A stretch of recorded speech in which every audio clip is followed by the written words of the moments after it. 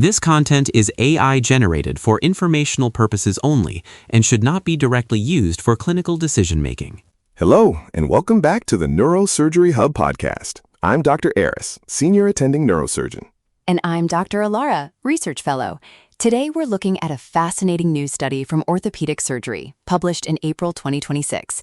It explores a technique called keyhole foraminotomy combined with unilateral laminotomy for bilateral decompression, or ULBD, specifically performed under biportal endoscopic spinal surgery, BES, for treating mixed-type cervical spondylosis.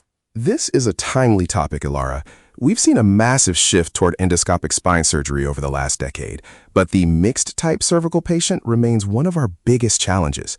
For those listening who might be early in the residency, when we say mixed-type cervical spondylosis, or MCS, we aren't just talking about a simple disc herniation. We're talking about a degenerative condition where you have concurrent compression of both the spinal cord and the nerve roots. Exactly. The paper defines it as multi-site stenosis involving the spinal canal, the lateral recesses, and the intervertebral foramina. Usually these patients present with a double whammy, the long track signs of myelopathy from cord compression and the dermatomal pain or weakness of radiculopathy from the narrowed foramina. And that's where the surgical dilemma starts. If you have someone with multi-segment disease, the traditional route is often a cervical laminoplasty combined with foraminotomies. But, as the authors point out, that is relatively invasive. You're doing significant muscle dissection, which often leads to that chronic axial neck pain we all want to avoid, or even postoperative kyphosis. Or you look at the anterior root, the ACDF. But as this study highlights, if you have developmental narrowing or significant ligamentum flavum hypertrophy and posterior osteophytes, an ACDF might not address the posterior pathology effectively without a very complex approach. That's why this BES approach is so intriguing. It's trying to achieve adequate multi-site decompression with minimal muscle dissection. Let's dive into the study design. This was a technical descriptive study, right? Yes, they enrolled 12 patients between October 2022 and June 2024. All were diagnosed with MCS and underwent this keyhole ULBD technique using the biportal endoscopic system. They followed them for a full year. 12 patients is a small cohort, but for a technical descriptive study focusing on a specific combined endoscopic approach, it gives us enough to look at the feasibility and the radiological outcomes. What were the primary metrics they used to define success? They looked at both clinical and radiological data. Clinically, they used the Visual Analog Scale, VAS, for neck pain, and the Modified Japanese Orthopaedic Association scores, MJOA. Radiologically, they were very precise, measuring the change in the foraminal area and the spinal canal area on CT and MRI. Let's talk about the procedure itself, because the keyhole ULBD name tells a very specific story. In a BES setup, you have two portals, a viewing portal and a working portal. This allows for what the authors call precise and visualized manipulation. Right. One of the major advantages they mention for the keyhole part is that by leveraging the anatomical features of the cervical facet joint, they can perform a posterior keyhole foraminotomy to enlarge the foramen. This alleviates the nerve root impingement caused by either disc herniation or those pesky foraminal osteophytes. And then they pivot to the ULBD. This is the unilateral laminotomy for bilateral decompression. In the cervical spine, this involves decompressing from the ipsilateral spinal lamina junction and then, crucially, crossing over to the contralateral pedicle's inner cortex. That crossover is the key. The study notes that this technique allows for the targeted removal of compressive lesions like the thickened ligamentum flavum and osteophytes. By doing this, they expand the dorsal spinal canal and relieve the cord compression without needing to remove the entire lamina or the spinous processes. Which is vital for stability. If you preserve the muscle attachments and the midline structures, you're theoretically reducing the risk of that postoperative instability or kyphotic deformity. The paper actually emphasizes that this approach preserves segmental mobility and reduces the risk of adjacent segment degeneration compared to something like a fusion. Let's look at the results because the numbers here are quite striking. Before the surgery, the mean foraminal area was 0.19 square centimeters. Post-op, that increased to 0.25. That's a significant gain for a nerve root. But look at the spinal canal area. That's the most dramatic shift. It really is. The spinal canal area went from a preoperative mean of 1.36 square centimeters to 2.75 square centimeters.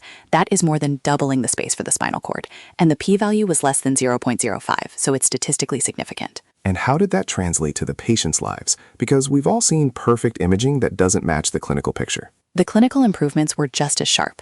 The VAS neck scores dropped from a 5.0 pre-op to a 1.5 at just 1 month post-op. By the 1-year follow-up, those improvements were sustained. And the MJOA, For our residents listening, remember that MJOA is our gold standard for assessing the functional impact of myelopathy, things like hand dexterity and gait. Baseline MJOA was 12.01, which indicates moderate to severe impairment. At 1 month post-op, it jumped to 15.83. Again, that's a massive functional recovery in a very short window. The authors conclude that this demonstrates stable long-term clinical efficacy. One thing I want to highlight from the paper is the mention of minimal compromise of spinal stability. In the discussion, they talk about how achieving multi-site decompression is technically demanding.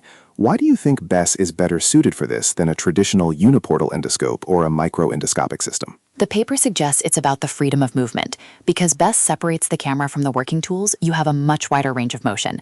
To do a ULBD, to get that contralateral over-the-top decompression, while also doing an ipsilateral keyhole foraminotomy, you need to be able to tilt and angle your instruments independently. Exactly. It's about the operative corridors. The study shows images of Kirschner wires and sequential dilators being used to establish these portals. Once they have that visualization, they can address the multi-site lesions, the osteophytes on the back of the vertebral body, and the lateral recess stenosis all in one stage. They specifically mention one-stage decompression as a major highlight. For an MCS patient, you're often looking at multiple surgeries or a very long multi-level posterior approach. Doing this through BESS essentially lets you hit the central canal and the foramina through the same small keyhole corridors. Now, let's be critical for a second. The authors do admit that this requires advanced surgical proficiency and a high degree of intraoperative adaptability. This isn't a beginner's procedure. You have to be very comfortable with the biportal anatomy to ensure you aren't damaging the cord while crossing over to the contralateral side. Definitely. But the conclusion of the study is clear. The keyhole ULBD technique is a safe and effective approach. They managed to achieve significant radiological decompression, that 1.36 to 2.75 jump in canal area, without any reported major complications in this cohort. It's a great example of how we're moving towards tissue-preserving surgery. Instead of the wide-open philosophy of the past where we'd take the whole lamina to get to the cord, we're now using these biportal operative corridors to be much more selective. And for the patient, that means less time in the hospital and less postoperative pain.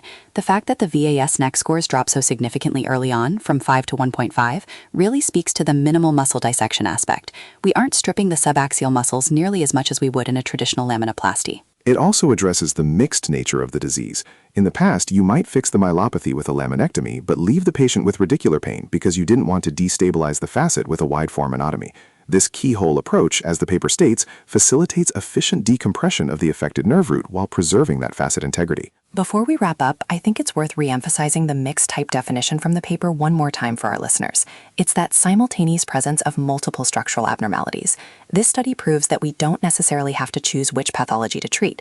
We can address both the cord and the root endoscopically in one go. Well, this has been an excellent deep dive. The study is keyhole foraminotomy combined with unilateral laminotomy for bilateral decompression under biportal endoscopic spinal surgery for the treatment of mixed-type cervical spondylosis from the 2026 volume of Orthopaedic Surgery. It's a great read for anyone looking to push the boundaries of what's possible with BESS. Thanks for joining us on the Neurosurgery Hub podcast. I'm Dr. Eris. And I'm Dr. Alara. We'll see you in the next episode.